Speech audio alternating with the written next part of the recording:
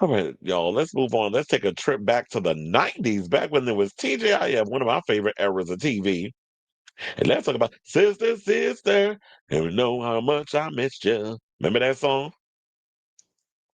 Anyway, apparently the sitcom Friends, as y'all know, was one of the most influential and consequential TV shows of all time. The series was ran from 1994 to 2004, gave us six memorable characters, a hit single with the theme song "I'll Be There for You" by the Rembrandts, and a movie star and pop culture phenomenon named Jennifer Aniston.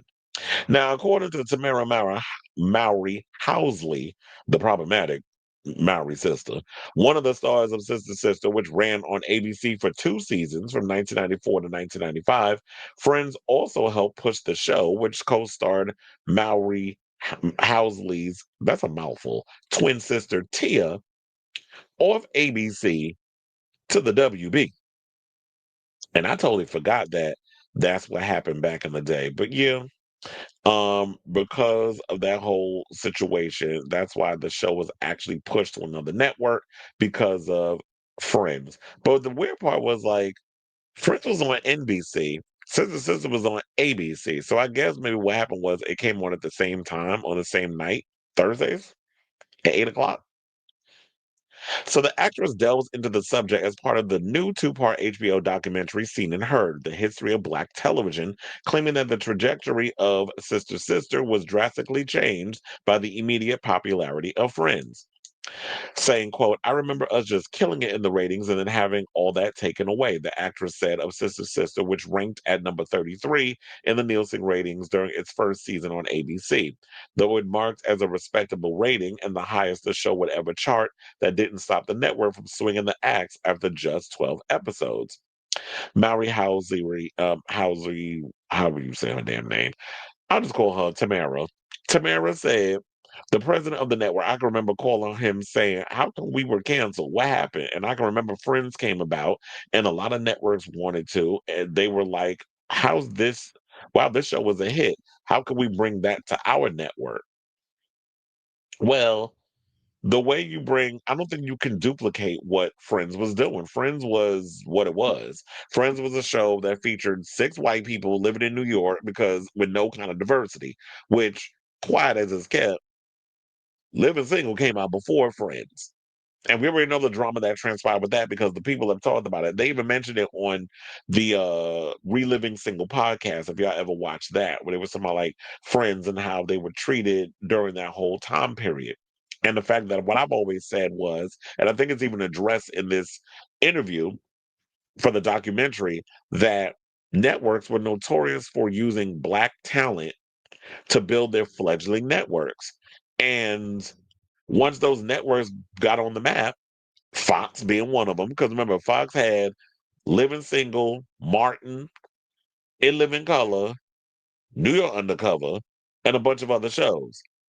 That helped build that channel. Then they started bringing the Married with Children and the Simpsons and all that other stuff. Then they started leaning white and they started pushing a lot of the black content to the side and not wanting to give them that success. WB did the same thing, and UPN, which I used to call the U People's Network, but they both did that. UPN really didn't get the big boost that they were hoping. It was like, yeah, they bottom of the totem pole when it came to the ratings, but they did have some good shows on there. Like I used to watch Moesha because I was a big Brandy fan. But the WB, they had a bunch of stuff on there where they started out with like, I think they mentioned all the shows in here, but let me get through this so we can get to that. Oh yeah, they had what was it? They had Cleghorn, which that was such a weird. I couldn't get into that show. Then they had Kirk, The Parenthood, The Wayans Brothers, Jamie Foxx show, Steve Harvey show, and I used to watch Steve Harvey show because the Bullet Head and Merlin Santana, Fine Behind. May he rest in peace. But then after and then Sister Sister actually went over to the WB after they were canceled, and I think it was because it was Warner Brothers that they could do that because Sister Sister was a part of the ABC's TGIF lineup. So yeah, they ended up moving them over to the WB where they had like Michigan J Frog. It was a fledgling network. And she was like, "What does fledgling even mean?" So then, by the latter half of the 90s to go into the 2000s, the WB went and started pushing the black shows to the side, and that's when we got Buffy the Vampire Slayer, Seventh Heaven, Charm, Dawson's Creek, Felicity, and the uh the universe of like superhero shows. So we would get the Flash, and we would get Green Arrow, or Arrow as they would call it, Superman, aka Smallville. We and then all the other shows. We had Black Lightning. That show was okay, but it didn't really have the same bite as all the other shows. But yeah, so that's what all of that came from. So she says, I have a frame from the WB saying, thank you for helping us, not thank you for helping us start a network. That's a read within itself, which is what she shared, adding at the time, her sister dad, Tim Reed, told her they were not the first black-led show to play a similar role in a network's rise. She said, Tim Reed was telling me, Tamara, a lot of networks do this. They start off with black shows because we're talented. Black people are talented, and a lot of people watch black shows, and they build that network with those shows, and then they start changing. This sentiment was echoed elsewhere in the doc by the star-studded lineup of TV stars and pioneers, saying our show has been systematically used to pump networks since we've been on TV. Agreed. Living Single star. It's funny how it always comes back to Living Single, right? And it's like before I even read this article, I was giving y'all the tea because I lived through all of this. Agreed. Living Single star T.C. Carson. He played Clyde, Kyle Barker. By the way, he said to pump up the ratings, to pump up the network, and then when they get what they need, they let it go. Now, across 6 seasons, Sister Sister followed twin sisters Tia and Tamara, who reconnected as teens and navigate life, school, and family as a team, despite having polar opposite personalities. Mowry-Housley's sister Tia Mowry recently reflected on the show's legacy too, delving into the pressure that came with representing a generation of Black girls for Entertainment Weekly's 90s issue, saying, we were very aware that there wasn't a lot of girls on television that looked like us, she shared. We did take that role on so seriously when it came to representation. Now people are like, oh my God, you were the first person that I saw on TV that had hair like mine and made me embrace my curly hair. Mallory continued to be so impactful and to be part of a certain trend was just so fascinating. Certain trend? What being light skinned and curly hair? When people see my sister and I, the words that come out are, you guys are iconic. I feel so proud to be a part of that. So um, I actually agree with this because I remember back in the day, I didn't see no kids that looked like me on TV. Where it's like, yeah, the kind of like how T and Samara look, like light skin or fair skin with curly hair. We didn't really have those type of looks on TV. Now every black person got to look like Tia and Tamara, which is no shade to them. But I just hate the fact that Hollywood has kind of put this.